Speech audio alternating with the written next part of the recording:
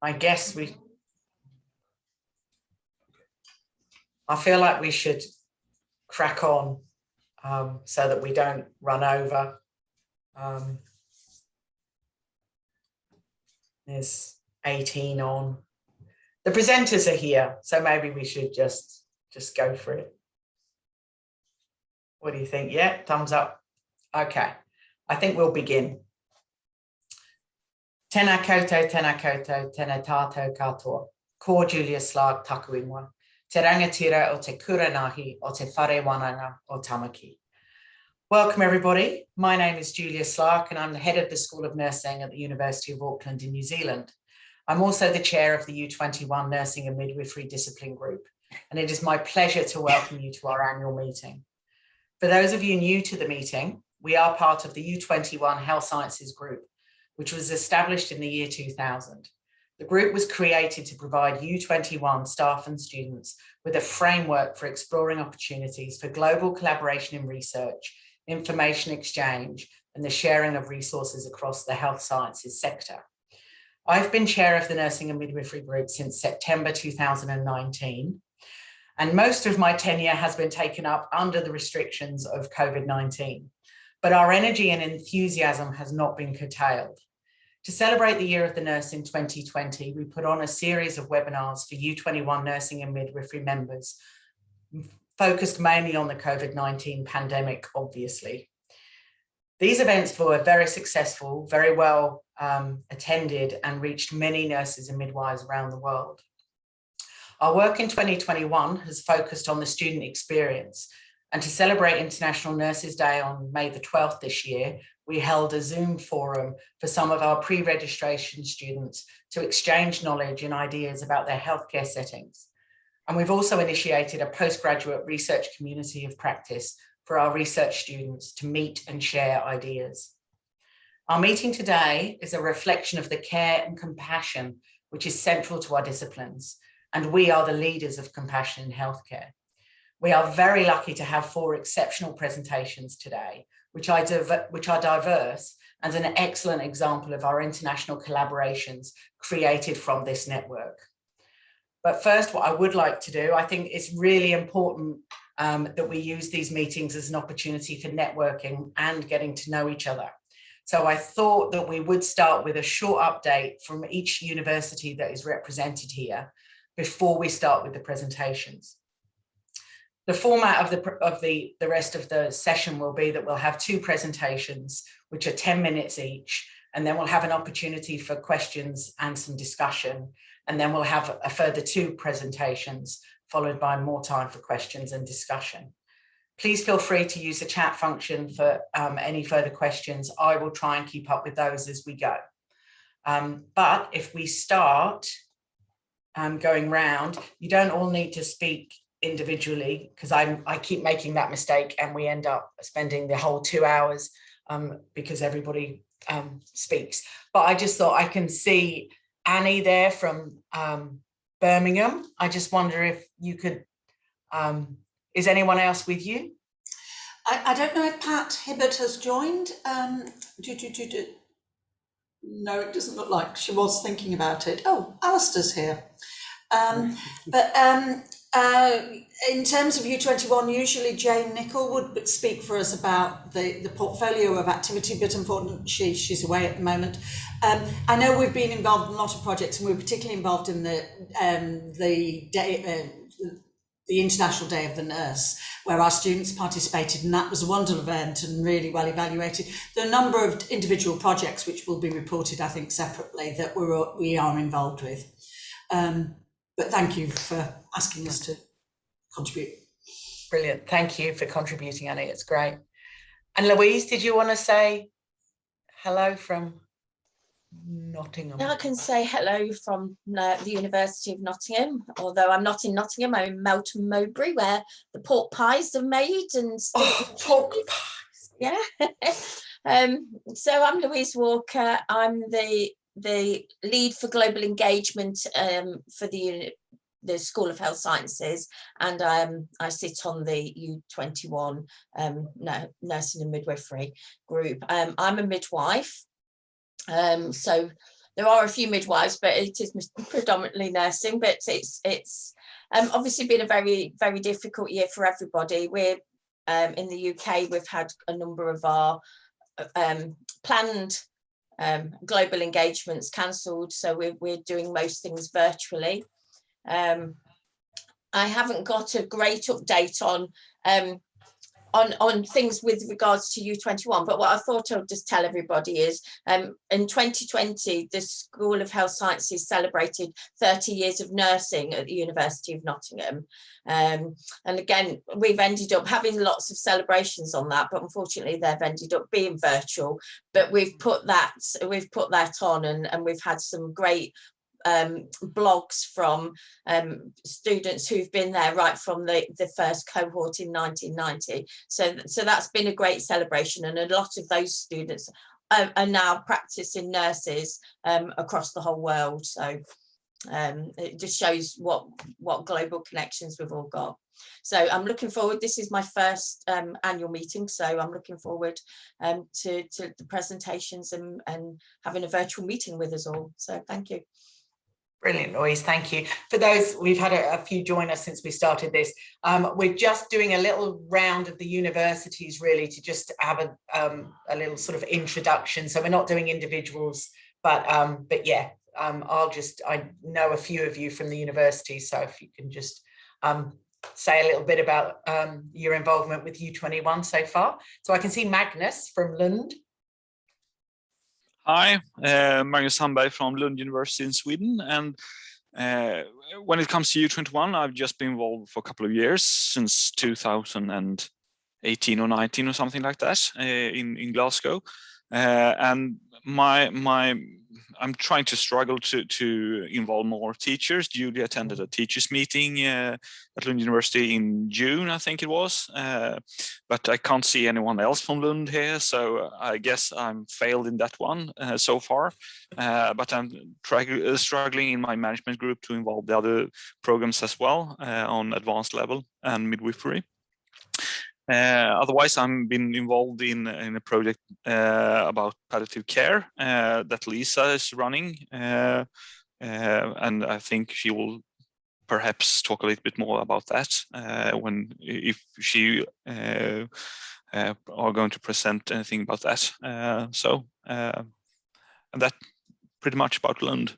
I think we're struggling a bit to keep our students right now. I think we've seen at least a temporary dropout at all semesters because of the pandemic. They're struggling to keep their interest and trying to do it online, and they don't really enjoy that. So I don't know about the other universities struggling with same kind of problems, but we're seeing this autumn at least. Okay, thank you. Thank you, Magnus. Yeah, well, in Auckland at the moment, we're in a level 4 lockdown, and I think, you know, the levels of stress, and for our postgraduate students, a lot of them are having to drop out because they're being called to do vaccinations and swabbing, and you know, attend to the crisis that we're in at the moment. So it's very, very stressful for people. Thank you, Magnus. I can see Peter Lewis from the University of Queensland. Hi, it's nice to see you. Yeah, good to see you again, Julia, and good to see everyone else as well. So probably since we all last came together, we've got, of course, Sandy McCarthy from you guys over with us at the moment, and she's powerhouse in research. So with the U21 research, I'm doing some work at the moment with Stephen and with Annie and Lily, I can see in here as well. I know Lily's connection can often be poor, so that's probably why she's got her camera off at the moment. And we're doing some stuff around, I won't go into it in too much detail because I know Stephen and Annie are going to be talking about that a little later in the meeting. Probably one of the other things I would be keen to mention is that we put a couple of the students, we put some money aside and paid for their registration to do the U21 Global Learning Partnership, which was run online this year with Nepal.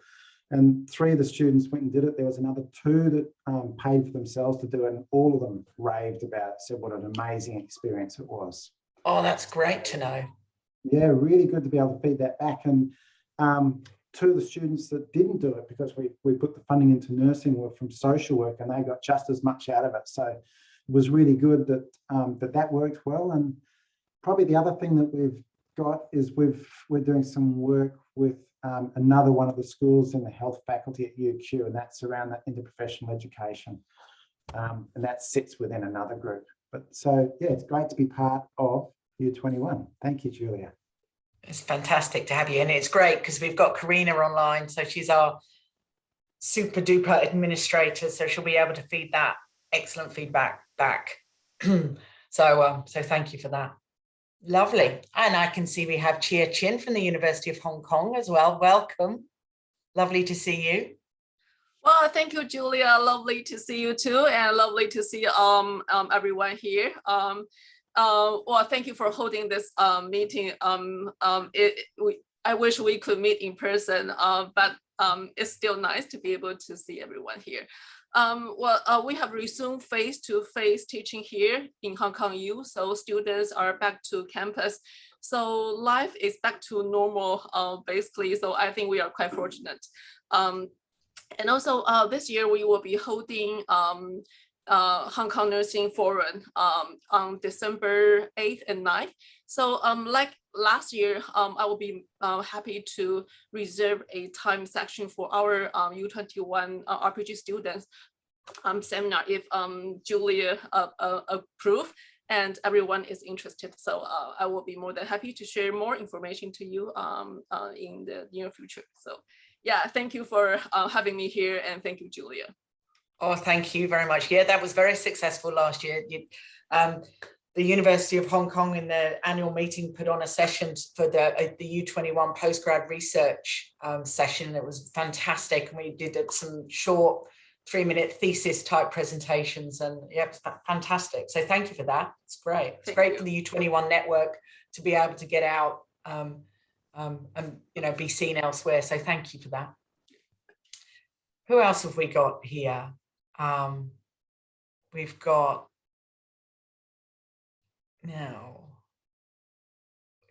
University of Johannesburg. We've got our speaker.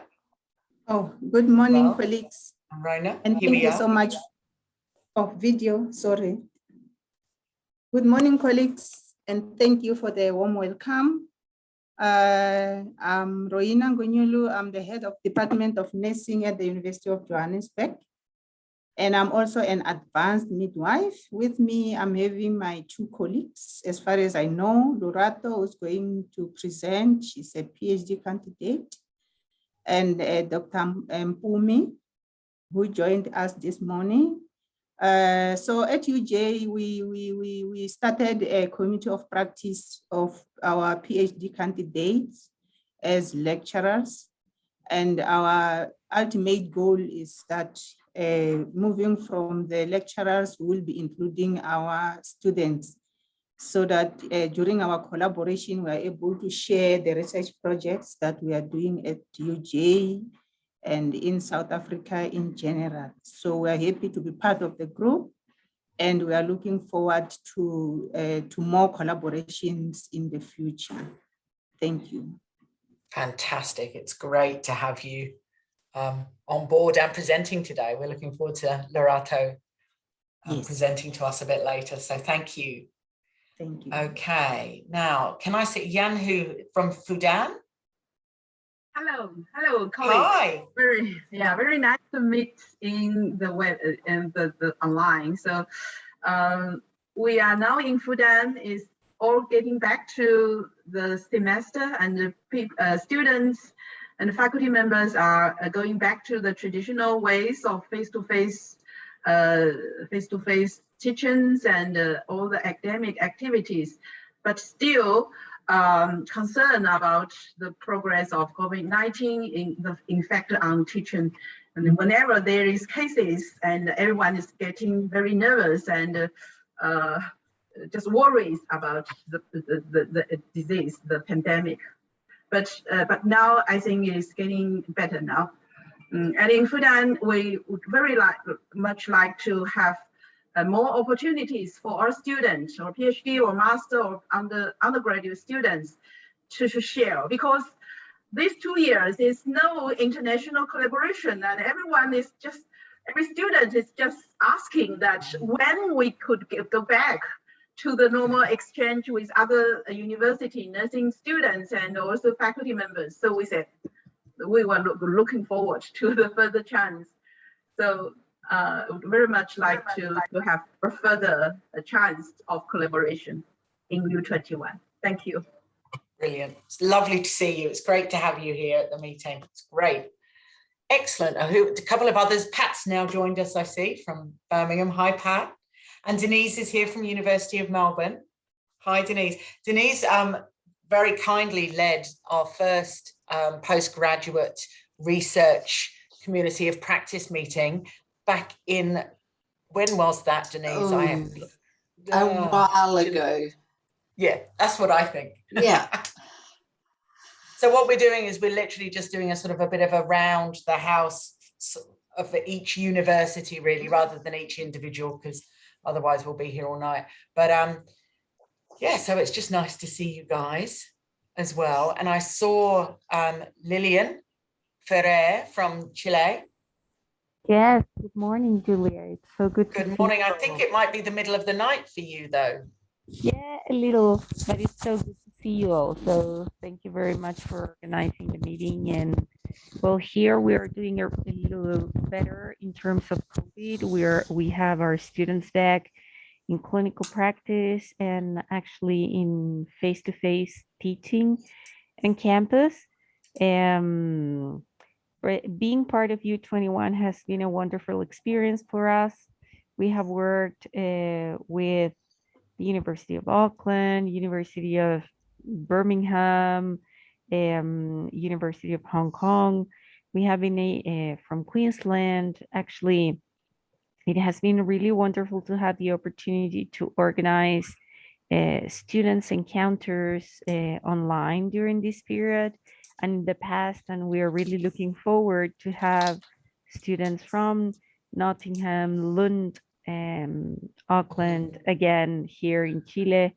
We organized the summer university program in the past, and we have done some research work around gender-based violence, and also at the moment we're working on nursing thriving with the leadership of Stephen from Auckland.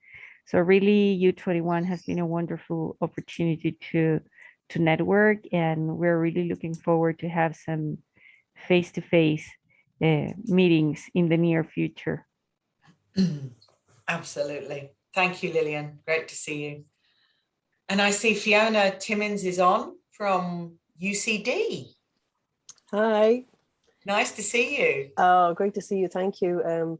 I'm new Dean and Head of School of Nursing, Midwifery and Health Systems in University College Dublin. So I've been in position now just for 6 months. So I think this is my second meeting, and I have to apologise. I need to leave at about 9:15, but I'm delighted to be here, and I'm just really kind of finding my feet. I'm just over COVID-19 as well.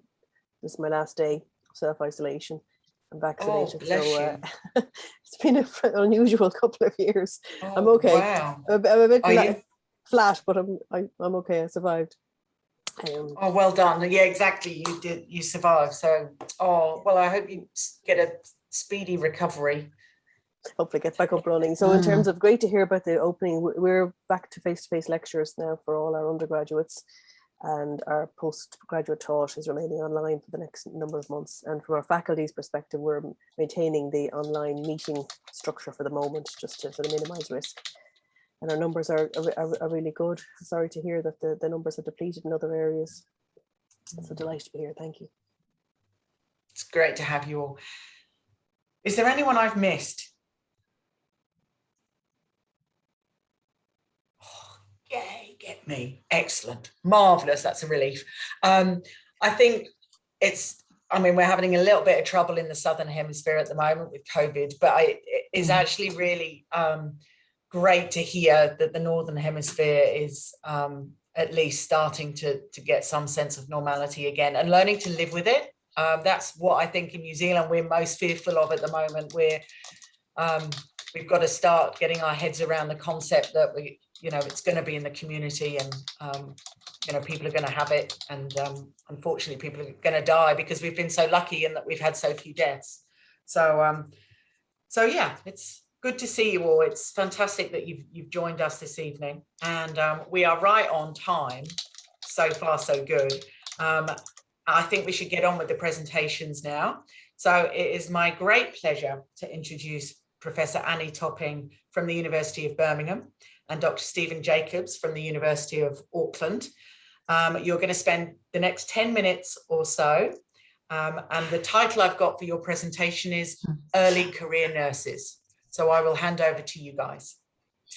I think Stephen has developed a taped interaction for us, so I think that runs first, doesn't it? But Stephen's in charge. Thank you, Annie. I was told it had to be pre-recorded, so I pre-recorded. I'm not hugely natural on pre-recording, so you'll have to excuse that. But it's only 7 and a bit minutes long, so there's room for Annie and Lillian and Peter to talk at the end very quickly. So I need to share the screen. I hope you can all see that. Just need to go on. And hello, I'm Stephen Jacobs from the University of Auckland. I'm very pleased to present to you the work that's been done by myself, Annie Topping from Birmingham, Stephen Kavanagh from UC Davis, Lillian Ferrer from Chile, and Peter Lewis from Queensland on early career nurses. We know we have a wicked global problem, which is to do with the retention of registered nurses, early career registered nurses in particular. And we could focus on the question, why do early career registered nurses leave? But we have a lot of answers to that already. What we've been interested in focusing on is what can we all do to create education and management systems that support early career nurses to thrive and to stay in the profession. Last year, U21 funded us to do the Vision Thrive study, which was to work with final year students, basically on a proof of concept, looking at how do we develop a workplace that enables thriving early career registered nurses. The idea was to undertake a small multi-centre theoretically driven study to identify what student nurses wanted, what they perceived will enable them to flourish in the workplace on registration. We wanted to test the feasibility of an appreciative inquiry approach and a co-design approach, and we wanted then to be able to inform other U21 schools of nursing of outcomes and encourage collaboration in the next steps. Progress has been hindered by the COVID epidemic, but we have made progress. We got ethical approval in Auckland and Chile, and it's been sought in Birmingham. Data collection is complete in Auckland. There's been progress with data collection in Chile, and data collection is planned in Birmingham in October. Our research collaboration expanded from 3 to include Queensland and UC Davis. The 5 of us put in a grant, which was successful. And we've all been talking about getting PhD students engaged for this year and next year. There is a PhD student starting soon in Birmingham. There are 2 students involved in Chile that are thinking about it and finishing masters and will start PhDs next year. And there are 2 others that we know of in Auckland who may join in this work next year.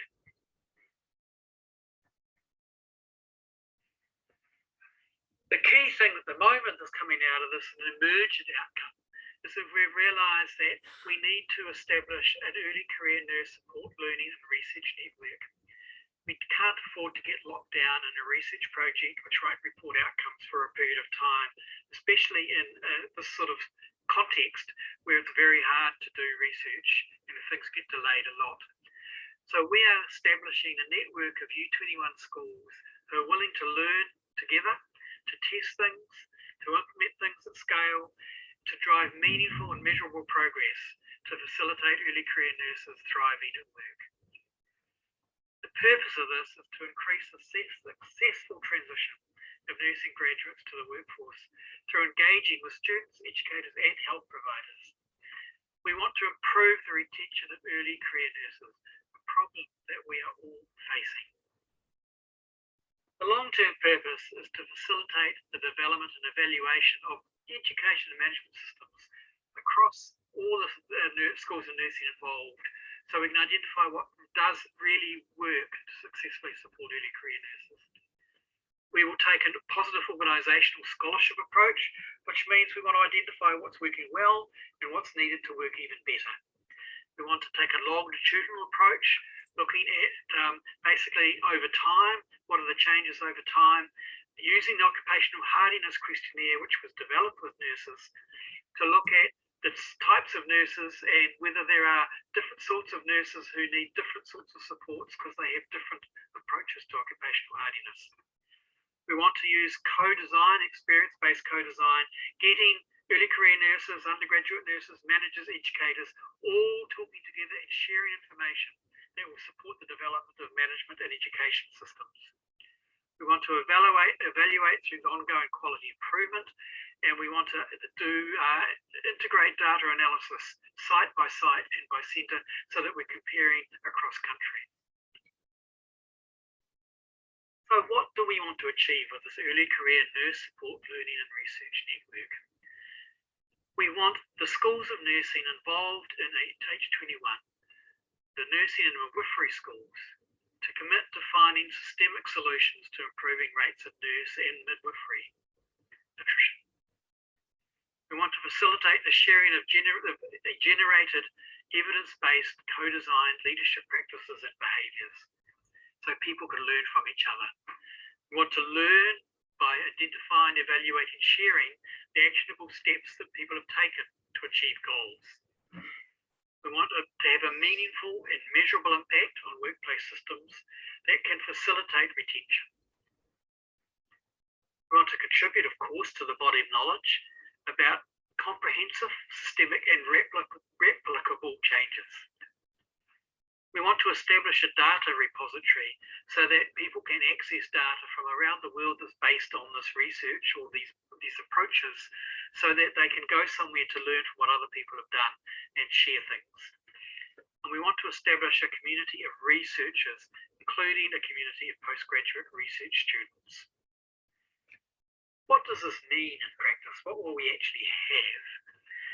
At the moment, the idea is to have monthly meetings of all the schools of nursing that are involved to basically talk about things, talk about what they're doing, what's working for them, etc., share ideas. But we also want to focus things quite deliberately at times, so that sometimes those regular monthly meetings might be a workshop which is focused on a particular aspect where people are talking about some particular approach they're taking either to education or to the management of early career nurses, and where actions can be decided on that the schools of nursing that are willing will go and try them over the next 3-month period. We wanted to develop action plans that everyone's agreed on, what needs to be done next, who's going to do it, how are we going to support that. We're looking at the possibility of having joint supervision of the postgraduate students and postgraduate research.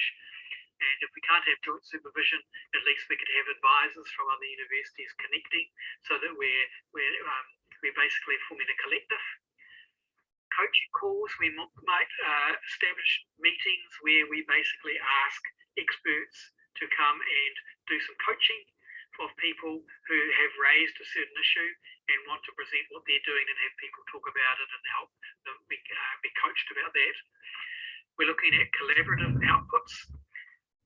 One idea is that schools of nursing who wish to be a part of this network register in the network, and therefore anything that is published, any output that's put out there, basically the organisation has the Early Career Nurse Support Learning and Research Network attributed to, and so we gain a reputation that increases the value of the outputs.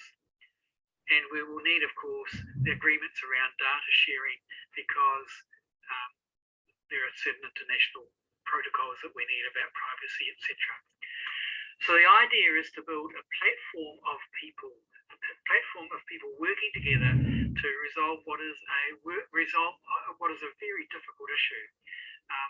But where if we work together and learn from each other, we can actually find ways forward, and new ways forward will emerge. So I hope you will join us in this endeavour. Thank you for watching that. Now, Annie, Lillian, Peter, would you like to add anything? No, I think, Stephen, you covered all the issues. The question, I suppose, for us is really about, do others want to join the network, isn't it, ultimately? Yes. Yes, I agree with Annie. Actually, you covered pretty much everything, Stephen. And I think that the value mainly of doing this is that through the work of this network, and hopefully by having more partners, as Annie was saying, we really can make a difference in terms of having more nurses on board for more time doing nursing work. So I think that has been the focus for us, and we really look forward to have this network to support early career nurses, but hopefully in the future also to have this network of support among ourselves too. And possibly one of the things that didn't come across is that all of us are engaging with practice partners or service providers in different ways. I mean, Stephen didn't mention the amazing gamut of providers, community and secondary care. Here in Birmingham, it's with a large NHS organisation. So we're really trying to, it's not about schools of nursing alone, it's schools of nursing with our graduates, with service providers who are trying to tackle the problem rather than describe it yet again. Can I also just add that I do have a little bit of funding and a research assistant who will help me in terms of establishing and managing this network for a period of time. So it'd be great to have people join us to get the energy going as fast as possible. Thank you, Julia, who's looking impatient now. No, not at all. I'm nodding. Honestly, Fiona's got a question for you. Oh, thank you. Hi, Annie. Great to see you again. Thank you for a wonderful presentation and a wonderful initiative. I just have wondering, and maybe I missed it now, apologies, I might have drifted off. In terms of the early career research or nurse support, are you thinking around the PhD and that level, or clinical practice, or both? We're really talking about clinical practice, not clinical academic careers. But I mean, in some ways, clinical academic careers, one could argue, is one of the ways of keeping talent in the profession. Yeah, I mean, that's really where my interest would lie in terms of we're having a situation at the moment, which I think is reflected internationally, where we don't really have faculty for the future, and the PhD is not necessarily seen as a sort of a career move for the graduate nurse. And I think we need to look at that and encourage some type of career pathway that could be both. Value your PhD, and that was, I think we're short-sighted in the profession. We've gone so far with our professional development in the last 25, 30 years in this part of Europe, and now it's stopped short of the PhD. I think it's very interesting you raised that point, Fiona. Sorry to jump in and take over. Because it is very interesting, because I'm involved in clinical academic careers in my other job. And one of the things that I see is an increasing lack of interest in a PhD, and the problem that creates in schools of nursing for staff candidates who are doing their PhDs part-time in what is a very high demand, burdensome delivery of education. And it takes time, and also we're not necessarily tackling clinical research. We're moving more and more to educational research. Again, it seems like we've had a reversal of the focus on clinical research, and there does seem to be a need to develop early career nurses into thinking about their future education. I mean, I would agree, we've got a problem with the greying faculty everywhere, or the ill-prepared faculty coming in very junior. That could be one of the things that is put forward as part of what we focus on, because we're not determining exactly what's going to be done. We're basically saying, let's open up a place where people can have the conversations and work together to identify what's the issue they want to focus on. For us at the moment, it's been the education of what happens in the undergraduate program, how people transition across to being an actual nurse in the first 5 years of nursing. But you've raised another aspect of the early career nurses who actually would be very good academics as well, and how do we support them? We're trying to do that. Yeah, we're trying to do that slightly by inviting early career nurses to come in and do a PhD on the issue of supporting early career nurses at the moment. Thank you. Some excellent comments in the chat. Louise Karukamwood has just said at a student forum today in New Zealand, 2 of the 7 students were seeking information about PhD and doctorates. So the nurses of tomorrow may demand it. Thanks for that, Louise. Magnus, you were talking about, you've been thinking about this for a while, and talked to Stephen about it in Glasgow, and yeah, the pandemic has sent us all off track a bit. But I think, you know, it's something that we might want to take forward as this group. Might be an excellent project. I'm very keen from a New Zealand perspective to look at clinical academic careers as well. So, okay, that was good discussion. After that, we will move on to the next presentation, if that's all right. We're very lucky to have Mrs. Lorato Matshaka, who's a PhD student from the University of Johannesburg, who is going to talk to us now for the next 10 minutes on the impact of COVID-19 on student nurses and nursing academics at higher education institutions in South Africa. Thank you.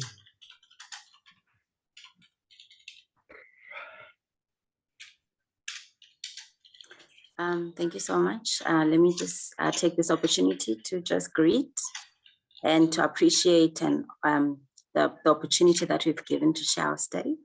If I can ask that I'll be given permission to share my slides. I think you already have the permission. Okay, cool. Let me do so.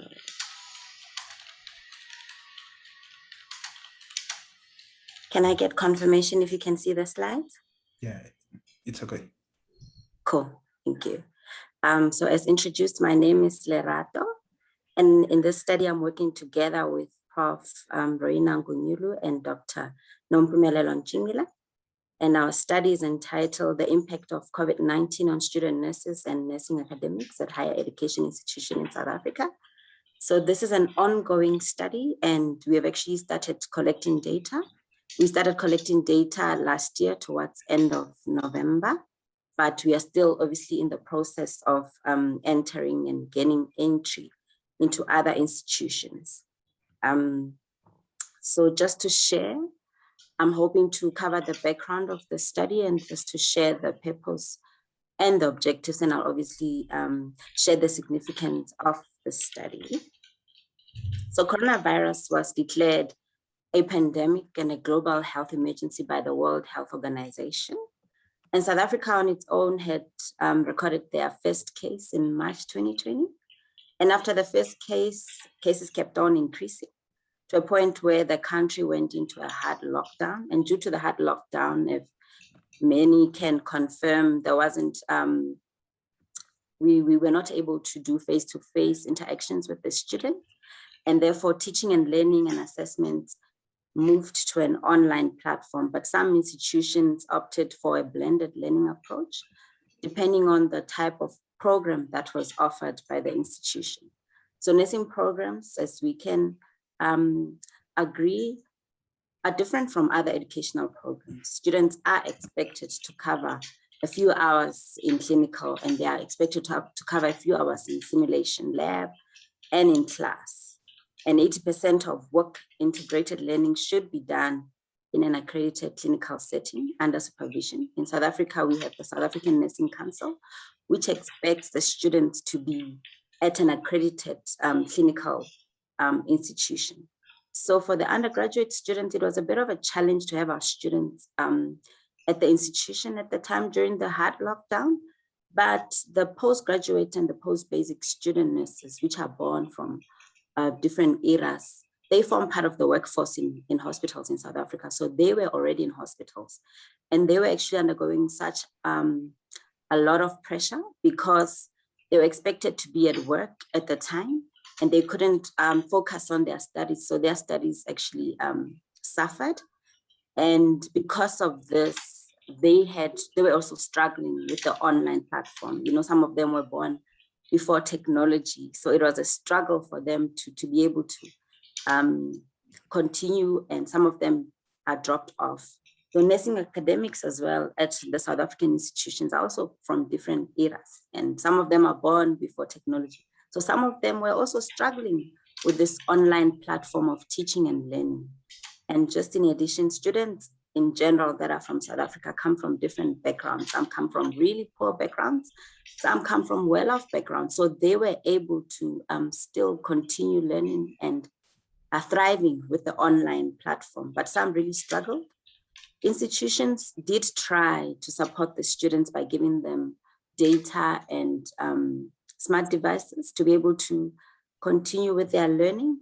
But some of these students, because they are from remote areas, like rural areas where there's no network coverage, they still struggled to still continue with their learning. And some of them, it may not just have been network coverage. Some of them come from families where they stay maybe a lot, like 10 in a 2-room house. So there's not really much room for them to be able, or conducive environment for them to study.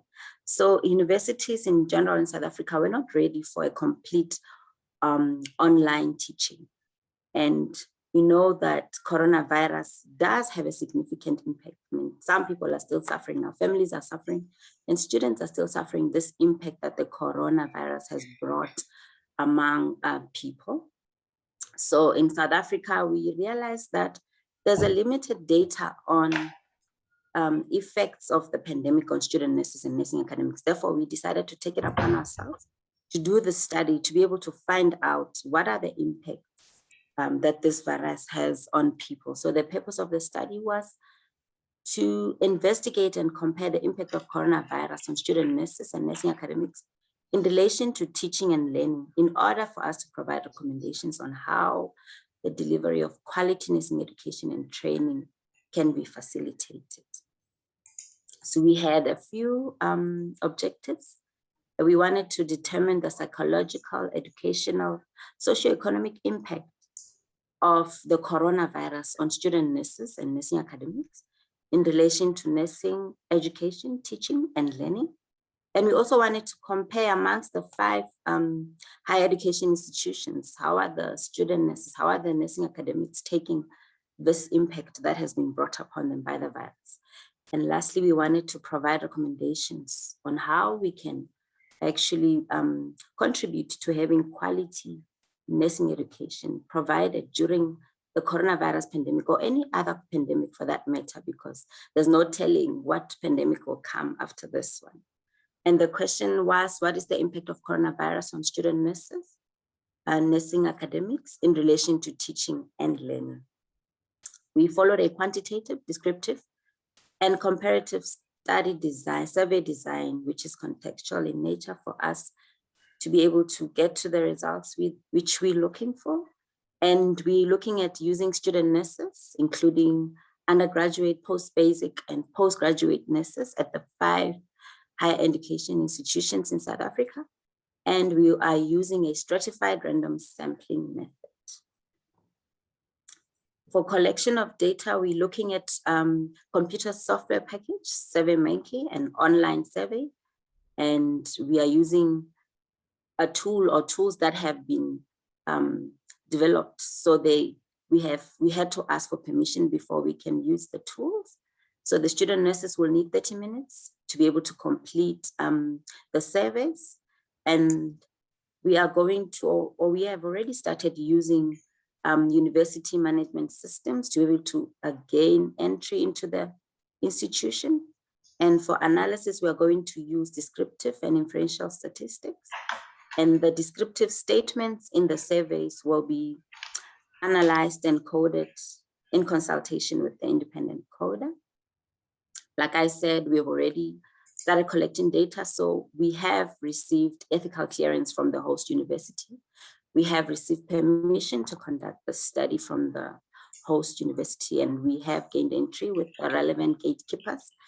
And we have sent the letters of permission to the other institutions, and we're still waiting for their responses. Hopefully we can be able to gain entry, and participation in the study will be voluntary. We will not force anybody to participate in any way. And participants will be allowed to withdraw from the study, but they will have to do that before submitting the survey because it's anonymous in nature.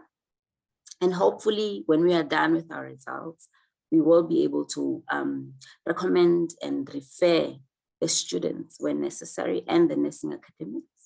And we're also hoping to come up with an improved plan on how we can use online teaching, which is relevant to student nurses and the nursing academics. And we hope that once we are done with our study, we can be able to, maybe in the next meeting, share our results with the group. Thank you so much. Any questions? Fantastic. Thank you very much.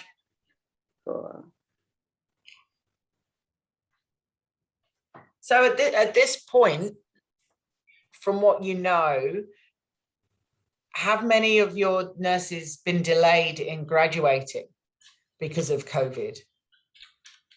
Yeah, so far we have already received requests where students are asking for extension for their studies, because like I said, some of them are actually part of the workforce. So you can imagine the pressure that was on them because of this of coronavirus. So they had to actually put more work, and some of them, because some of the staff were dying, so they had to actually be there and they couldn't have much time for their studies. So there are cases where they've asked for extension. And the undergraduate student nurses, which I didn't mention, have also not covered the required amount of hours. So they will need an extension, yeah. And have your equivalent, your nursing council there, have they been very flexible? Have they done anything to allow the undergraduate nurses to sit their exams differently or do less clinical hours or anything? No. They are allowed. They're not really allowed to do less hours. They are required to cover the amount of hours. So institutions will have to plan on how to get their students to cover the required hours. So they won't be lenient or anything. But can I raise a... You're right there, Annie? Yeah, I was going to ask a question, which is something that came up with some of our students, is because all their learning had been online, they were sort of learning in the bedroom and lying on their bed and, you know, not very physical. And when they finally got into practice, they were quite deconditioned. Did you find that they found practice exhausting in a way that previously students didn't, which for us was quite fascinating? I don't know if Prof. Ngunyulu wants to take this one. I see her hand is up. But just to say, yes, students are actually not just exhausted, they're also fearing for their lives. You know, they're very demotivated to go into clinical practice because they worry that they are now used to cover the staff shortage. So they feel that they don't really have much time for their studies. And yeah, that's what we've experienced. Prof. Ngunyulu, I saw you. Thank you so much. Thank you, Lorato, for the presentation. Students, both undergraduate and postgraduate, were really affected because in the first place, it was just a surprise to South Africa. For most of the pandemic, we were still blessed. We were comfortable.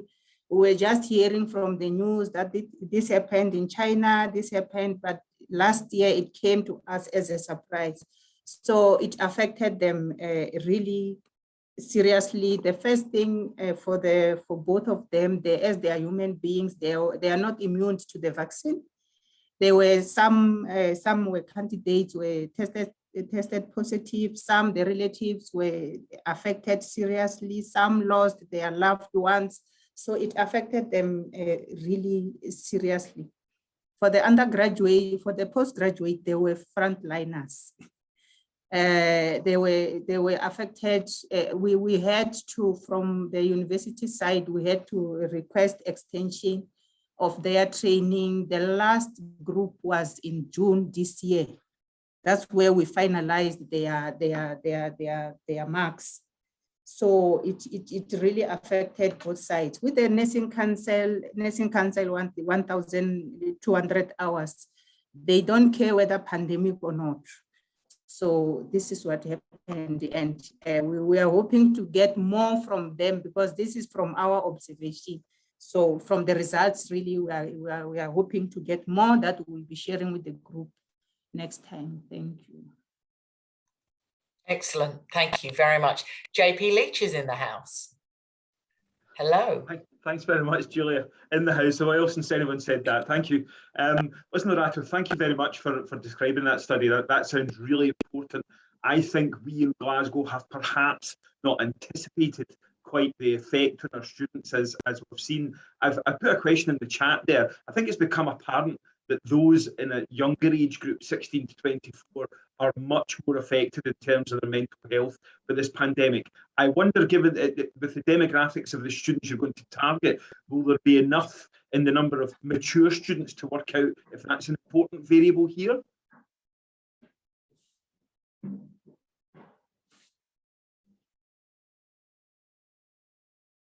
Please come again with the question.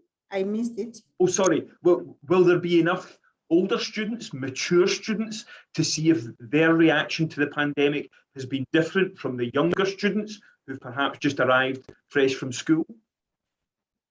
Oh, okay. Do you want Can to I take this one? Yeah. Yes. So, like with Yes. our respondents, we have undergraduate students, and their ages range between 18 and 24, some 29. Oh, right. Okay. Right. So we also have post-basic students, and these are like professional nurses, right? And they're old, like some of them are like 30, 40, 50. So they that's will still quite young, Loretta. That's really okay. So there will be that chance for us to be able to see the difference on how the virus impacted both. Yeah, there will be, definitely. an important question. Thank you, Loretta. That's excellent. Thank you. Thank you. Louise, got your hand up? Yes, I couldn't find a hand up emoji. I could only have a clappy and a thumbs up. So thank you. Yeah, no, I think this is a great study, and I know the impact it's had on our students here in the UK and around the University of Nottingham.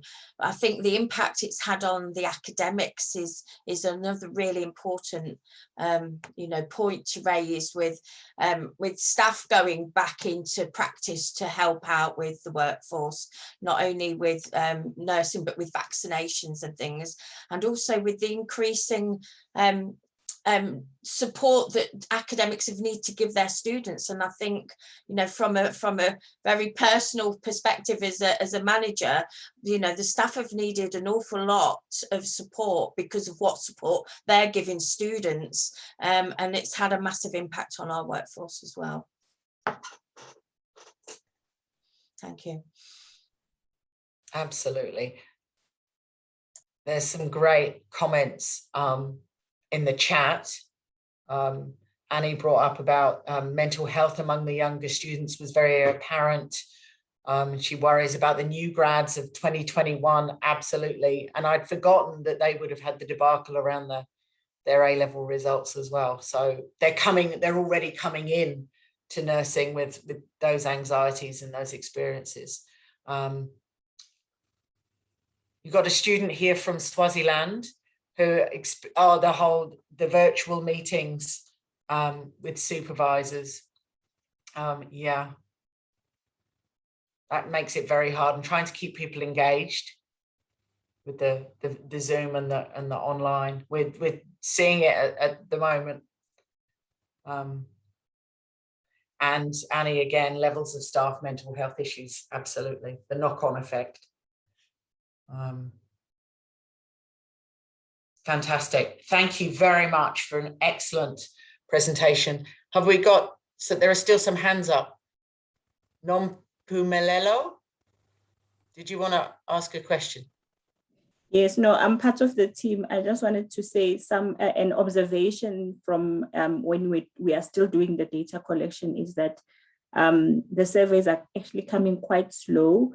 And I think as much as COVID-19 is important, people are also drained by talking about it. So I think that is one challenge that we are experiencing that we need to actually remind people to keep on completing the surveys. So it's just an observation from the study. Brilliant, thank you. It's an excellent study. Thank you very much. Okay, well, it feels like we're having sort of the discussion after each presentation. We were going to kind of have a break, but I feel like we've got a good flow happening. So I think we'll just keep going, if that's all right with everybody. I'm trying to keep up with the chat as well. Okay, so we'll go to presentation number 3 now. And I think I saw Alistair Hewison join us at one point, but he's from the University of Birmingham, and we've got Dr. Gigi Lim from the University of Auckland, who are going to present now on compassionate leadership in healthcare, an international study of the experience of health professionals. I think this is recorded, isn't it? So Alejandro might just, there we go. Great. Here we go. Let me know if the volume is all right.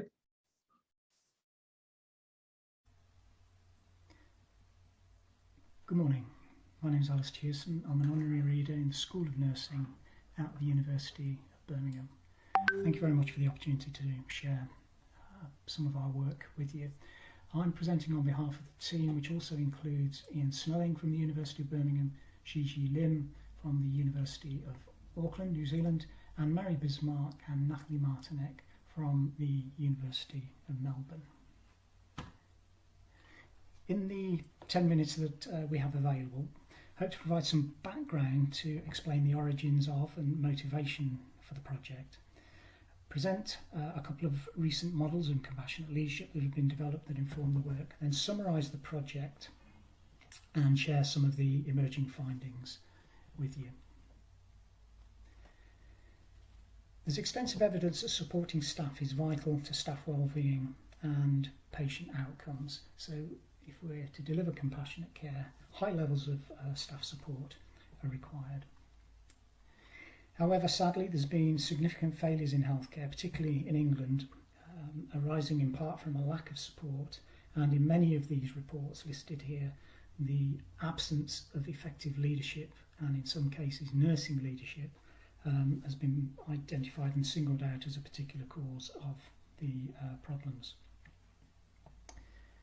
These issues have been thrown into sharp relief by the global pandemic, and if we add in the global staff shortage, the need for effective leadership in healthcare to make best use of the limited and pressurised resources becomes much clearer. And of late, emphasis has been given to a particular type of leadership. Initiatives in the 3 countries, the 3 partner countries for this study, reflect this. So in England, there's been a lot of work conducted by the King's Fund, which we'll talk about in a moment, but you can see the sort of statements that have been made there, that compassionate leadership is essential for the UK, for the future of the UK's health and social care. The Hearts in Healthcare movement, initiated by Robin Youngson in New Zealand, and the work of Mary Freer and her Compassion Labs, reflected there in that statement, the world is asking for compassion, courage and wisdom. So we're sort of in a different environment where people are looking to compassion and compassionate leadership as a way of dealing with some of the challenges we face. So although compassion is widely discussed in healthcare, there's perhaps surprisingly limited empirical understanding of what it actually means, and the need for more research in this area has been identified, and that slide just summarises a recent systematic review. However, going through some of the work that has been conducted, some of the research and some of the discursive analytical papers, a number of common areas characterise compassion. So we get statements about being empathic, caring, the importance of communication, this issue of connecting and relating with people in a genuine way, and working with patients is seen to be part of compassion. importance of having a meaningful connection, and again the number of attributes that are required for caring, and separating that out from what compassion actually is gets a bit difficult, and you can end up with a very long list.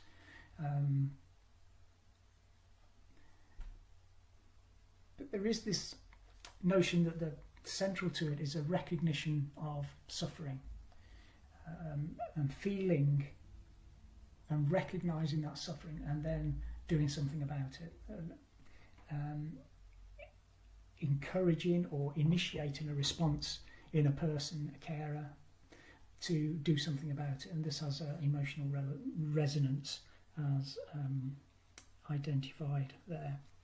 So although there's been some work about compassion, we're still in relatively early stages in terms of its theoretical and empirical development.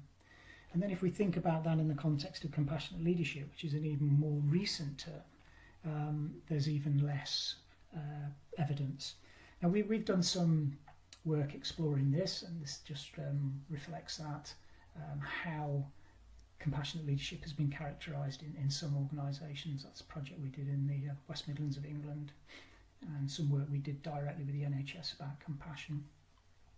And in my field, palliative and end-of-life care, did a small project about compassionate leadership, getting the views of a range of staff working in palliative and end-of-life care. And out of that came, recognition of the importance of theory if we're going to advance research in this area. So I'm just going to briefly reference a couple of models that have been developed here. The work of Michael West and colleagues, funded by the King's Fund, about compassionate leadership and relating it to these four elements and the actions that follow from that to try and make sense of it.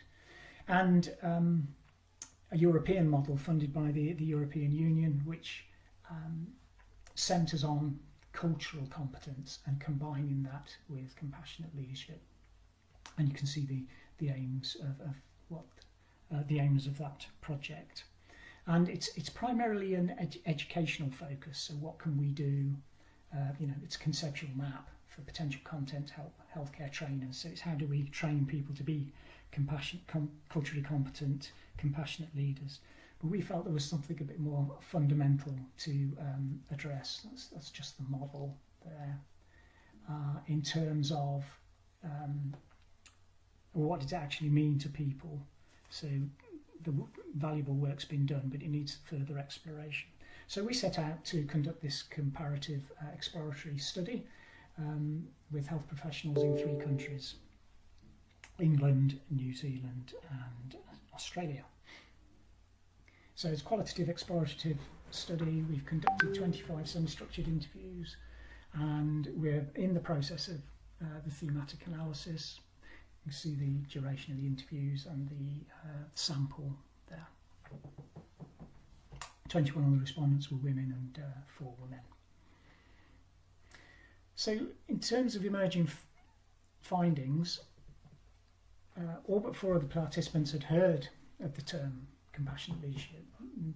Didn't always have a more detailed understanding of what that meant, but they'd heard the term. Junior staff focused on the need for support and what they expected from a leader in terms of clinical expertise. Although we tried to sample more junior staff because of COVID and recruitment difficulties, we did include some experienced staff, and they offered insights on how leaders need to attend to the needs of staff. Examples of poor leadership were given extensively to report the experience of the absence of compassionate leadership. And we, were presented with long lists of attributes and the qualities required, consistent with the theoretical accounts presented earlier. So the same sort of terms and words were used. Great emphasis given to this need for respect, and communication and the need to listen was central to all of the accounts. And just going to present some of the some data extracts which just bring some of this alive. So this is a RN's characterisation of what compassionate leadership is, or how a compassionate leadership acted. She asked us what was going on in our lives, was able to support and help us as much as she could within her role, and I think that person probably helped me make me what I am today. So, you know, big impact there. That's what a compassionate leader does. It sets the culture. It's very important in terms of how that person operates. A compassionate leader. Clearly it's challenging. You know, there were some questions as to whether this call for compassionate leadership was realistic. You know, is it compatible with some of the structural constraints and the challenges that colleagues face in clinical settings? As one of them said, it's all well and good for us to kind of talk about the importance of being compassionate, being kind and looking after people, but when you're absolutely exhausted and completely busy, you don't have time to go to the bathroom, it's really hard to be compassionate. So, compassionate leadership is a nascent area of theorising and research. We're hopeful that our current study will be a contribution to the development in this area, grounded in the experience of practitioners, but clearly still some way to go. This is work in progress. We're working through the analysis. However, you know, we don't have to wait for prescription and guidance. We can learn more about it and learn more about how to achieve it, but we can make moves in that direction in our everyday interactions with colleagues. Thank you for your attention, and myself and Gigi will be happy to take questions and discuss things further. I've included, you know, a huge amount of reference material in case people are interested in following any of this up. So thanks again. Fantastic, Alistair. Thank you. Did you and Gigi want to add anything more to the presentation? Not from my end, Alistair. Do you want to add? I don't know if you're here. I'm sure you're here. Yeah, I'm here. Oh, here he is. Hello there. Hi, morning. No, I guess just with that final point there, I'd echo a comment once made by Stephen Harrison that the extensive references are serving somewhat like a lamppost to a drunk, more in an effort of support than illumination. So apologies for that, but I do tend to rely on that rather heavily. So yeah, it's been an interesting study and a challenging one, like a number of people have mentioned in the COVID environment. But it's interesting hearing the first presentation and then the work with the difficulty students are experiencing, because the junior members of staff we interviewed very much focused on their experience and their postgraduate education and the amount of support that they get in practice. And that was really how they formed their ideas about what a leader should do and what compassionate leadership is, the link with the amount of support they get in their practice. So that's going to be quite a strong theme of what we put in the final report. I think it's interesting about the qualities that were highlighted, I suppose, and Alistair put that in there and talk about, you know, many of them talk about respect and being non-judgmental, you know, leadership. They see leaders who are compassionate if they show respect, and that's how they see that if they role model that, they tend to also role model that with their own patients and their own staff. But there's also a lot of things done on compassionate leadership, really, around looking at self-compassion as well, you know, and we have a lot of studies around how nurses can be more compassionate to patients if they also show self-compassion for themselves. So how to deal with distress, you know, in times of pandemic, for example.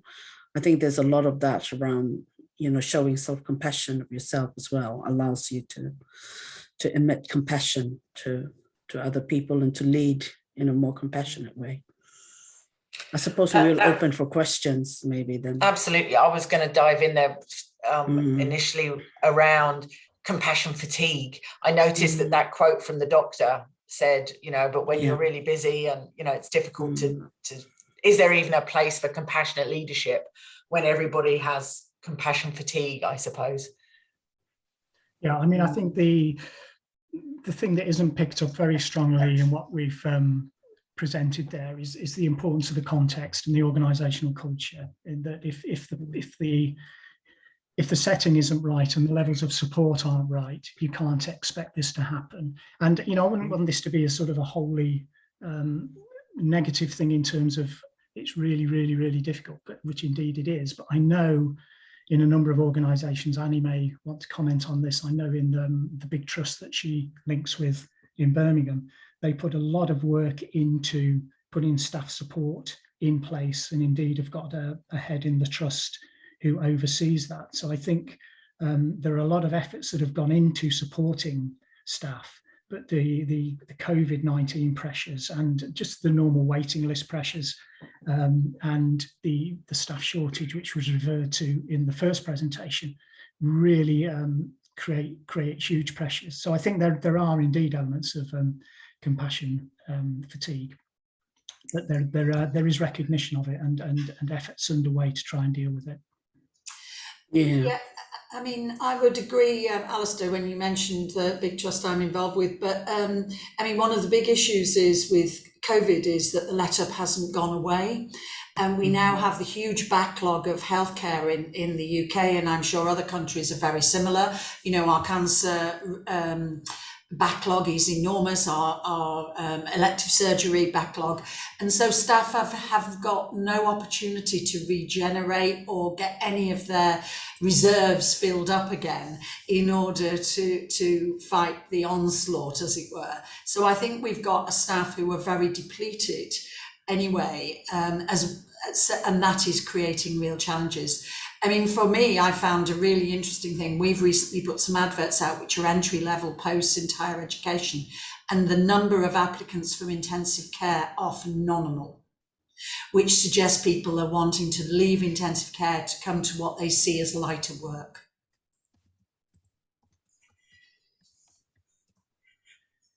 Very interesting. Rowena. Okay, thank you so much for the excellent presentation about compassion. I just want to happily announce that I'm the mentee for Prof. Rina Papadopoulos, who's the champion for this compassion. We are writing, we are doing projects together, and we are publishing together. So I'm happy to hear the team that is presenting today. And this is a very important a topic or issue that we need to focus on worldwide, from both service health facilities and teaching departments, where from the top management, the lecturers need a compassionate manager, the students need a compassionate lecturer, so that they are able to adapt to nursing within this COVID era. Also in the hospitals, if we have compassionate managers, all the nurses will be able to provide compassionate care to the patients and will be able to achieve our goals and have positive outcomes and achieve our sustainable development goals and try to save money by avoiding negligent issues that we had with our different nursing councils. So thank you so much. I'm very grateful for the presentation. Thank you. Brilliant. Thank you for that. Lorna, hello. Hello, nice to see you, Alistair. Thank you for that presentation. It was really interesting and really important. I work primarily with year one undergraduate pre-registration nurses. And I just want to say that over the last year, particularly, students have come back from practice, sometimes working in really stressed environments and feeling that maybe they have lacked some of the guidance that they've needed. And one of the things that we talk to them on a one-to-one about is their role in being compassionate leaders and embedding those skills early on, that they have an equal responsibility when you think of the framework around compassionate leadership in terms of belonging and contribution, that they have a role to play, and hopefully we can support them and empower them to help contribute to team well-being, to taking a responsibility for other members of the team's well-being. And I've talked to students about having those one-to-one conversations when they've said that, oh, my practice assessor seemed stressed and I didn't want to ask them about that, that actually it is okay for them to say, are you okay? You know, can I help you with anything? And actually start demonstrating those skills really, really early on. That's a good one. Yeah. But do we even teach it? I think, do we teach do we teach compassionate science? Do we, or do we just, is that, you know, is that inclusive in what we do rather than, is it explicit? Do we just do it because we're nurses, we care? Or is there such a thing as compassionate science? That's what I've always wondered. Sorry, I think there was a Louise. That's great. Louise.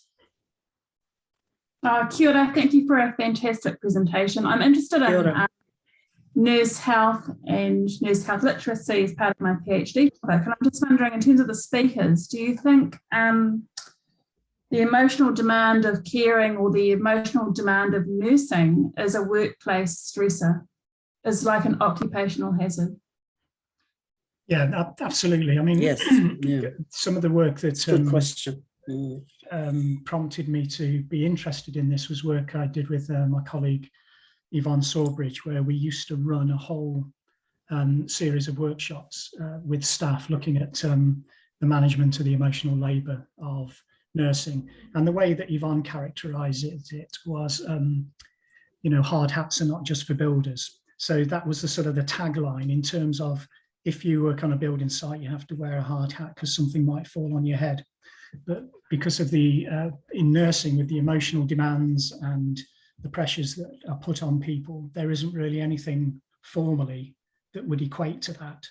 We do it for physical health, you know, so we don't force people to lift anymore. You know, we have a whole range of lifting aids, but we haven't kept pace in terms of the emotional and psychological care. So that was a sort of a thing that fed into this work as well. So whether we're jumping too quickly to compassionate leadership as, you know, the latest panacea and think, oh, well, if only we do that, everything will be right. Clearly not. There's the attention to the points that you've raised. The points that Lorna made were came out very strongly in the work as well, because if you've got effective teams and you've got, you know, teams that are well managed and supportive, doing the sort of things that Lorna alluded to, you know, is there then the need for this other stuff? But clearly teamwork is linked very closely with effective leadership. So all of these things are in mesh. But yeah, I mean, from your basic point, the sort of the emotional health of people can suffer. And, you know, we've all heard the tales of people dealing with a crisis, you know, stemming some bleeding, dealing with a crisis, and they just go home and they sit on their own in the bath with a glass of wine, and that's how they cope with it. You know, we have very good debrief mechanisms in place for major emergencies, but that day-to-day cumulative grind, we're perhaps not quite so good at. Again, I don't want to be wholly negative. There's things that have gone on. We like to think that some of the work we did in our workshops and dealing with mindfulness have had an impact, but there's still a lot to do. Thank you for the question. Thank you for your answer, because there's some really strong alignment across all the presentations. So thank you for your presentation. Thank you, Louise. A couple of comments. Lorna's written, proactive strategies to manage nurses' wellbeing and good mental health needs to be embedded within their education. Absolutely. And then Annie's added, hang on. But is there something not merely to teach it, but to facilitate habituation of good behaviours that preference self-compassion and compassionate leadership? And then Lisa Stewart from University of Auckland's added, we have started offering wellbeing sessions twice a week for our Year 2 students. Lisa, you wouldn't mind sharing that? What did the wellbeing sessions contain? So it's twice a week before class. So they do some mindfulness exercises and things like that. Cool. Yeah. Yeah. So yeah, Jackie Williams is leading it. So I just know that it's happening. I don't know the full details about it. No. But again, you know, Alistair goes on to talk about role modelling. Was a strong theme in the data. Yeah, and I think, and again, I think that the students have been really responsive to it as well. So actually, they're quite engaged with it. Mm. Well, certainly, I remember a couple of years ago, within the Faculty of Medical and Health Sciences, we started having our wellbeing sessions, which were very well received from staff, yoga and all, you know, real practical things that people can do to feel better. Lorna, did you want to add something? Yes, it was just to add to that, Lisa, about embedding actual opportunities to practice strategies to manage health and wellbeing. So a few of the things that we do at the University of Birmingham, and they have a module called Health and Wellbeing in Year 1, which is looking at public health. But one of the learning outcomes is around how to maintain your own health and wellbeing. So we embed mindful moments into all taught sessions. So they get to practice a range of things that might appeal to a range of people's needs. So that might be breathing exercises, gratitude exercises, stretching during a session, particularly with online learning where students are sat in front of a computer. When our new students start next week, they're going to do some talking and some craft activities to help with socialisation and hopefully introduce them to some alternative strategies for wellbeing. But yeah, the students respond really positively. I often get emails to say, oh, I'm loving the mindful moments, we're collecting them. And then when they come back from practice, we do debrief and reflective sessions with them as well. So yeah, it's great to hear that this work's going on across the board, because the more practice they can be as students, hopefully they can take those into their careers with them. I love this mindful moment. Excellent. Yeah. Thank you, Lorna. Stephen. Yes, I just wanted to add that I think all that stuff's really, really important. But one of the things I've figured out is that one of the problems is the transition from wonderful undergrad programs to the reality of practice in organisations that perhaps are not so wonderful. And so there's a whole part of the organisational psychology part, the positive organisational approach, the thing around what are organisations doing to support people. The job demands resource model suggests that the emotional aspects of this sort of work, there's the patient demands that are actually what nurses want to have, because they want to support people. But then there's the emotional shit that they have to put up with, to put it bluntly, which is to do with the difficult management, being put on shifts that are overwhelming, a whole lot of things that happen to them that are actually very difficult to cope with.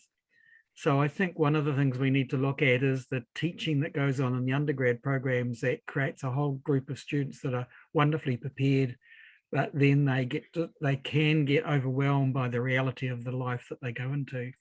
So we need to also work on the way organisations support nurses, not just in their mindfulness teaching and other things, but also what is their rostering like? What are they demanding of people? Are they providing enough support? Are their students actually getting any time off, or are they being called to come back? I mean, their first year students, are they being called to come back to work? And so they're working lots of overtime. Are they finding that the second year nurse and the senior nurse on shift? All those things that actually overwhelm people, even though they could be very good nurses, and so they leave because they're overwhelmed.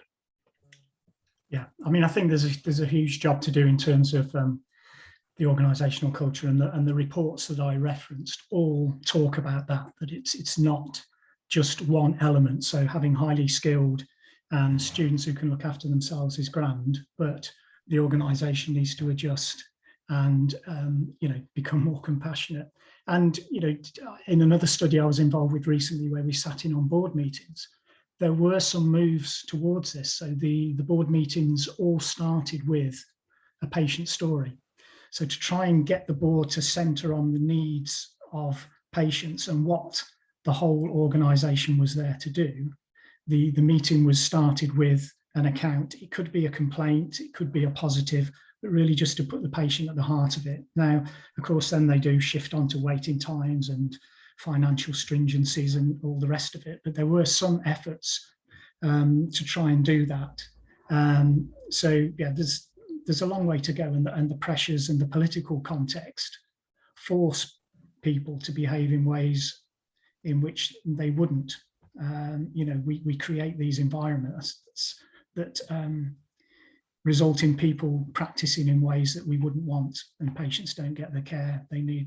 And if we do it right, you know, clearly it has all the other benefits: patient outcomes, improved safety, because people feel they can raise issues, they'll be attended to because they're not going to be shouted down, they'll be listened to. So there's quite a way to go, but if we can get the combination of those things right, you know, the well-prepared, highly skilled, dedicated students, a supportive program to ease them from the transition, and an organisation that really is focused on the needs of patients and supporting staff, you know, we'll get there. And there are beacons of excellence. I mean, don't want to be this to be a sort of council of despair. There's a lot of great work that goes on, and we just need to keep pushing with that. And we hope that, you know, our insights on compassionate leadership, what it is and how it is working in some places, may be helpful in that respect. Brilliant. Thank you. Excellent discussion. And very excitingly, Louise tells us that Maria's presentation will look at compassion from a student. The segue and the linking is just fabulous. Annie just has added on this subject to create workplaces where people want to work. High-performing organisations are often compassionate workplaces. Yeah, you're absolutely right. Brilliant. Okay, thank you very much. Thank you, everyone. Thank you. We will head to our last presentation. This is from Dr. Maria Pearson from the University of Nottingham, and it's pre-recorded, and she's going to talk about compassion, an exploration of student midwives' academic and clinical learning during their midwifery education. Thank you, Alejandro. Well, a very good morning, everyone, and it's my real pleasure to be here today to talk to you about my research on educating about and for compassion in midwifery education. I'm Maria Pearson, and I'm one of the midwifery educators at the University of Nottingham in the professional group of midwifery. The research was part of an education doctorate, and I set one overarching research question for the research, and that was what and how do student midwives learn about compassion in an undergraduate midwifery course? And they were 3 sub-questions that built to answer that overarching research question, and I will revisit those as I go through the presentation. This became an important topic to explore, following on really from a number of high-profile reports in the UK that had suggested healthcare was lacking in compassion. And those charged with educating future healthcare professionals really needed to reconsider compassion, and it took on a renewed focus. And whilst there was a body of literature emerging from nursing and in medicine, midwifery were yet to inform that corpus of knowledge. And that presented me with an opportunity to consider compassion in midwifery education and make a contribution to knowledge. I adopted a mixed methods methodology, and the data collection was in 3 distinct separate phases, so phase 1, 2 and 3. Phase 1 comprised of 24 participants, and they were students that were brand new to our course in year 1 and week 1, and as yet had not been formally taught about compassion. And that's something at Nottingham that we do within the first module that students study. They will formally study about compassion as part of their first theoretical component. Phase 2 of the research was 81 participants in years 1, 2 and 3, and they completed a self-completion questionnaire.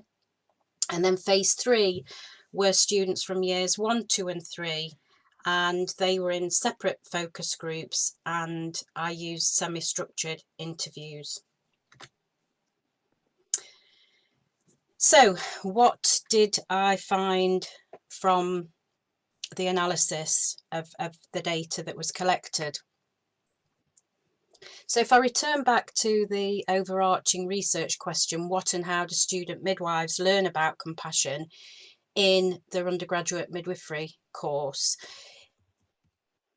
It appears that there are 3 distinct yet interrelated phases that support learning about and for compassion.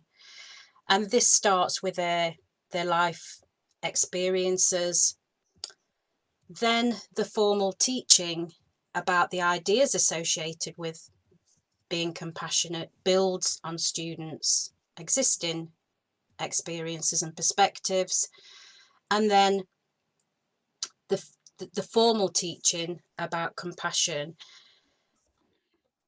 aims to get all students to a minimum understanding. And within midwifery education, we have a wide diversity of students with different life experiences, and therefore the teaching is really important to assist all to a minimum understanding of compassion by at least the end of their midwifery education. Clinical practice informs that learning through either the absence of what students perceive to be compassionate interactions or the presence of compassion in those that are supporting their learning in practice. So the sub-question that explored what student midwives understood about compassion prior to being formally taught about it was that, and this is probably not unsurprising actually, was that their understanding of compassion arises from their upbringings, their relationships with others, the formal schooling that they've undertaken, and for those that have had careers before they commence midwifery education, the work interactions. And this again asserts to the point of a diversity of students' experiences means that they will have very different perspectives about compassion, and they'll be at different starting points in their thinking. And so it's really important that the formal education about compassion comes really early within their education to get them to start to think about compassion. So in terms of how useful they found the study of compassion, it appeared to renegotiate for them their meanings of compassion and really started to help them build on their previous life experiences. And so teaching them early in the midwifery education supports them to know what compassion is, although we know it is a complex construct, and there are multiple definitions that support that claim. But being taught about compassion supported the students in knowing when compassion wasn't present in interactions, or their perspective on that in any case. So most students, those in the age range 25 to 64 in the study, said that the formal teaching had changed their understanding about compassion, and so that supports that we should teach about compassion in midwifery education. An interesting finding was that 12% of the 18 to 24-year-olds said that the formal study had not changed their understanding about compassion, and because that data was elicited using a self-completion questionnaire, there is no opportunity to go back and to delve into why that might have been, and so that's considered a limitation of the research. So theory and practice both inform learning about compassion in midwifery education, and that that links nicely into this next question that asked, how did working in clinical practice influence the students? And it was really very clear that the formal teaching about compassion had helped students to see the presence or absence in interactions with women and their mentors. And it really supported the idea of the midwife that they aspired to be in the future. And so role modelling is a real significant aspect of compassion and the learning of the value. As I said previously, compassion is a complex construct. It's often associated with other ideas, you know, such as sympathy, such as empathy. But as part of the analysis for the research, I used a theoretical framework, and I used Wenger's communities of practice. And if you've not come across that theory before, it asserts that learning is socially constructed, and that really fit well with midwifery education, where theory and practice are inextricably linked. And so what it appeared to do for students in terms of the taught theory and then going into practice, it helped with reification of compassion. And Wenger describes this as turning something abstract into something concrete. So they were able to know compassion when they saw it, and also when it was absent. So I see that the formal teaching is absolutely essential for the reification of compassion. I will leave the presentation there, and thank you very much for listening, and I would be more than happy to take questions in the session that follows. Thank you. That's fantastic. Thank you. I'm aware Maria's not here, but we do have Louise. There she is. So if there are any questions, I mean, again, unless you wanted to sort of add anything immediately, Louise, I was struck by sort of that role modeling again, but also I thought it was quite interesting around that sort of the idea around the absence of compassion.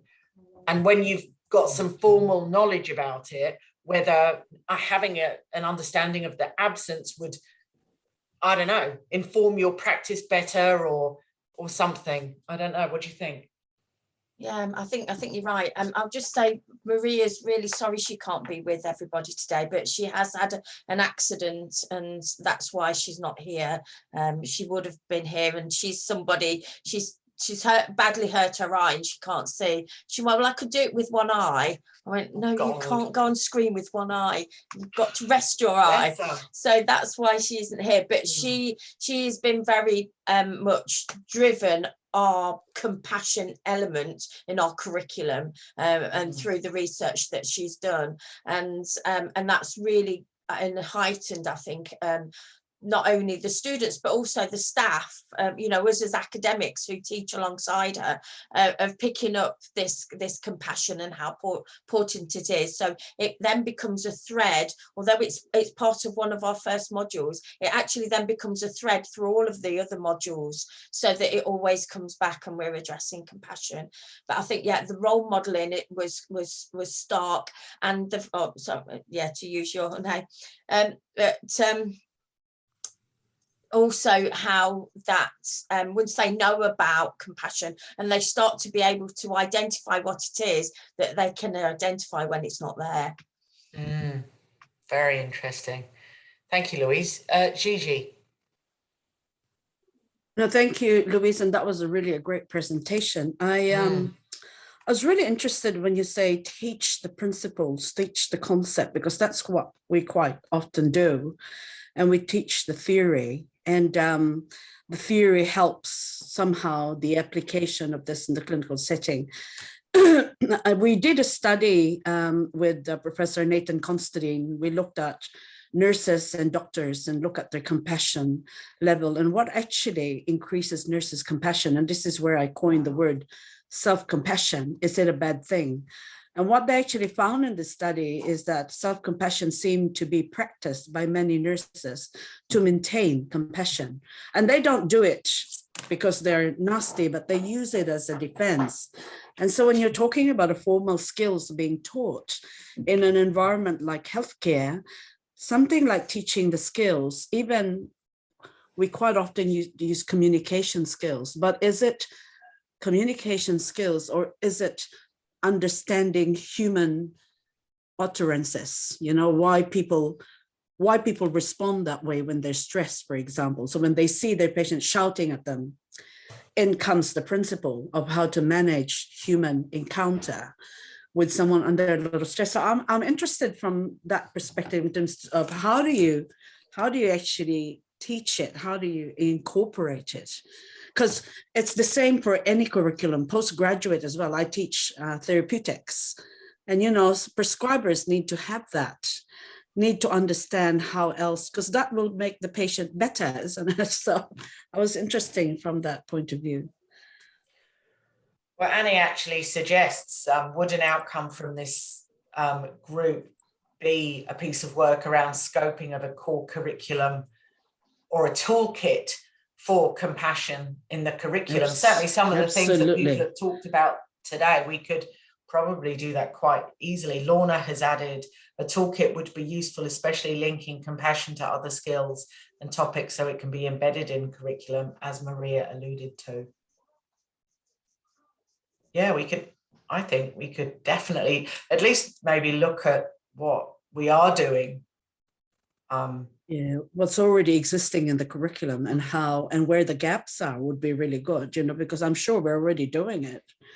But Exactly. What is it that's lacking, you know, how do we make it better for our students? And then hopefully they will become leaders one day and they will have that sort of skill, you know, quality without even thinking twice about it. Louise also adds that it would be a great initiative following COVID. It would be a very positive thing to be focusing on and sharing good practice. Okay, we've given ourselves jobs, people. I like it. Okay. Can I just add, Julia, that it fits with the early career stuff as well. That the thing that people were talking about, one of the things that struck me, some of the things I've heard from early career nurses, is the lack of compassion towards them by senior nurses. So that that whole thing around how do you get nurses who are senior and who are responsible for supporting younger nurses to feel compassionate to those nurses? And there's a clear difference to me. I haven't got the evidence, but it looks to me like between those nurses who experience senior nurses who really look after them and those nurses who feel like they're belittled by their senior nurses. And so it's not just compassion towards patients, and it's not just self-compassion, it's compassion for anyone who you're working with, basically. And how does that link with burnout?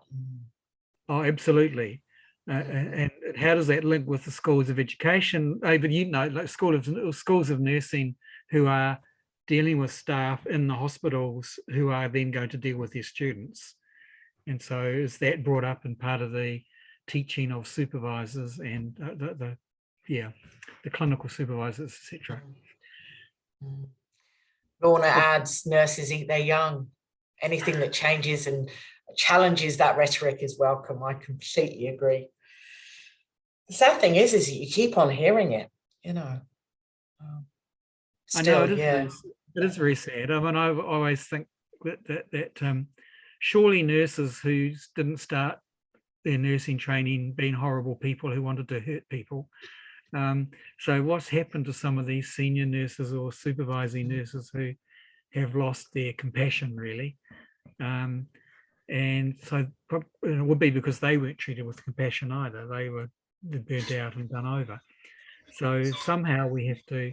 I think it's a great word actually, because it's not too jargony, if you like. It's got a common person meaning as well.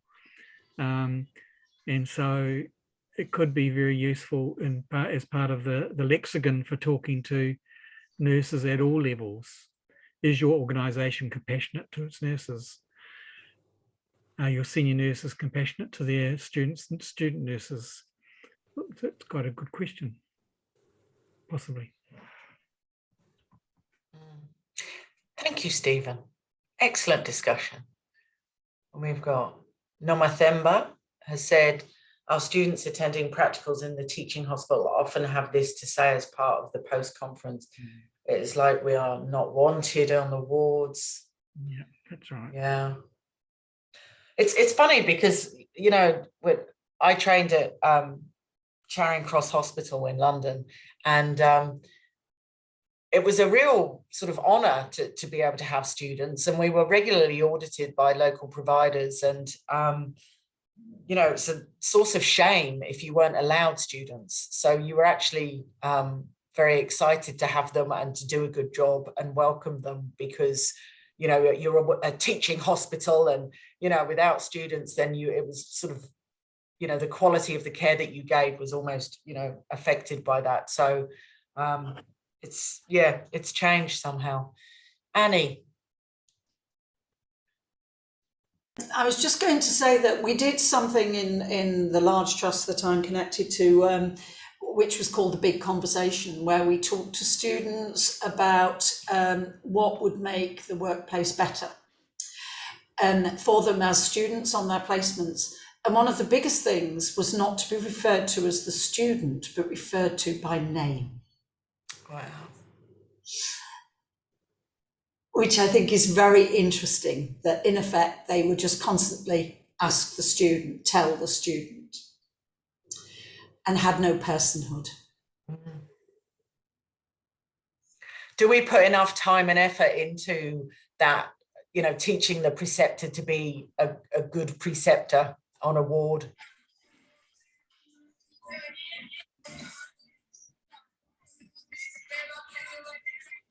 Leslie Dowd, sure. Sorry. I'm not sure if we do, but one of the strategies was to make sure they had badges that said "my name is" and their name. Yeah. So it's not just for the patients, it's for the registered nurses on the ward as well. Yeah, absolutely. Leslie talks about horizontal violence is still alive and well, despite new grad transition to practice programs, which are to support our new nurses in their first year of clinical practice, she says, breaking down the acronym, just need it to be the norm. Yeah, good point, Leslie. Louise adds to Annie, that also applies to the patient, the woman, rather than addressing them by name. Yeah, or the room number, the bed number. Yeah. There's a lot of work to do, but I do think that, you know, a really good outcome of this meeting would for us all to look at what we do around maybe teaching, but also, you know, sort of, so maybe that formal teaching piece, like Maria's talked about, what do we do anything formally in our curriculums? But also, I think I love some of the ideas around the tools that people have come up with in mindful moment and all of that around sort of supporting compassion that comes through our programs. Is that something that we could put together? I think so. Yeah? Mm-hmm. Okay. Very good. Yeah. I will get onto that for sure. Believe it or not, time's nearly up. That's an hour and 50 minutes that's flown by. Fantastic presentations. All of them were so interesting and so well done. So thank you all very, very much. Is there anything people would like to bring up or talk about, or ideas for next year?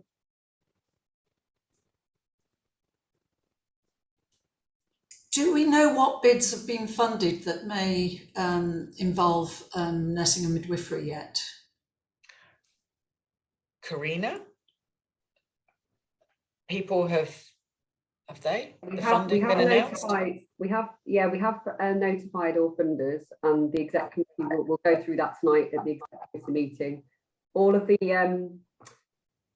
communications around that will probably come out next week, Annie, but we'll definitely share it with this group so that you're aware. Thank you. Yeah.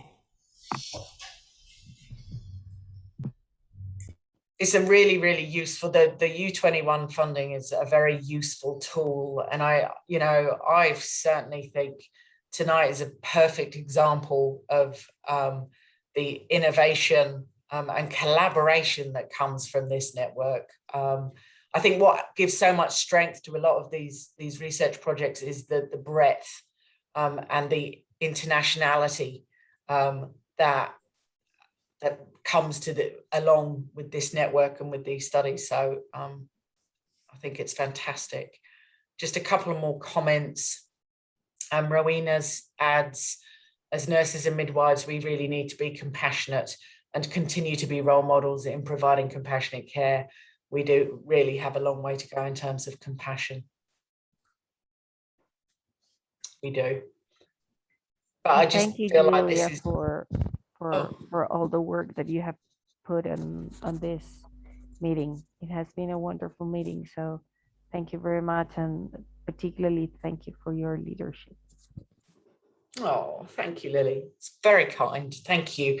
It's an absolute joy working with all of you throughout the year, and this is the real highlight of my year. I want to say a huge thank you to the presenters for taking the time to come together, put a presentation together, and taking the time out tonight to come and share your work with all of us.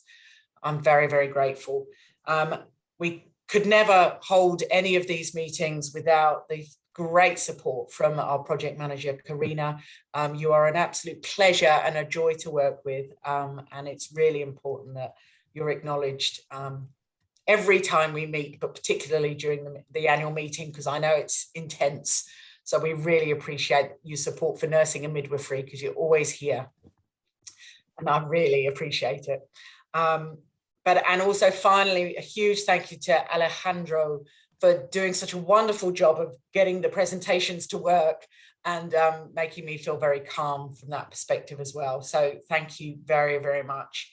And if everybody is happy, we shall close. But it is fantastic to see you all. And there'll be a video played on the last day of the U21 meeting, but fingers crossed, it's coming to New Zealand next year. So hopefully, you never know, we might even all be in the same room. But might be, yeah, I know, might be wishing a little bit too much for that. But thank you for all the wonderful comments and for your enthusiasm and contribution. It's great to see you all, and so many of you. Okay, ka kite anō. See you again soon. Take care. Kia ora. Bye.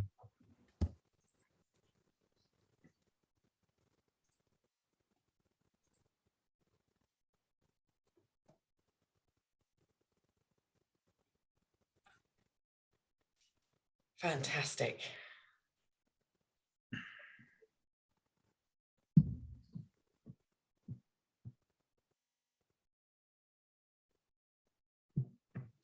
Thank you. Great presentation. Thank you. Went really well. Went really well. Really good turnout as well. So well done. That was really, I couldn't believe how many people. That was a lot more than, well, when we did it last year, you split it into two, didn't you? And I think the European version, there was only kind of a handful of people. So this year you've had about 30. Really the right number 31. 32 people. 32. I think, yeah. In total, I mean. Yeah. No, I think really good conversations, Julia. Really good. There was no silence. Everybody wanted to get involved. So that's really good. Amazing. And I've asked Alejandro